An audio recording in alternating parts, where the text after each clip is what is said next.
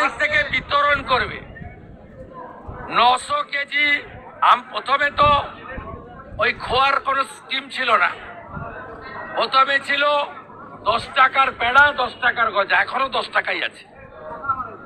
পরে 900 কেজি রাহুল যাদবকে দিয়ে সমর্পণ করেছে, যিনি আজকে কলকাতা পোর্ট ট্রাস্টের আম আর কাঁঠাল, ওটা তো পোর্ট ট্রাস্টের গাছ, তো মমতা ব্যানার্জির গাছ নয়।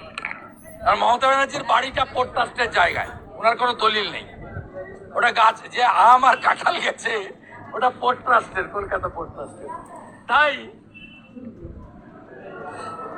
পচা এই খোয়া ক্ষীর 11 কোটি লোক পশ্চিমবঙ্গে, 4 কোটি পরিবার, 17 তারিখ থেকে 4 জুলাই খুব সাবধানে খাবেন, পেট খারাপ যেন না।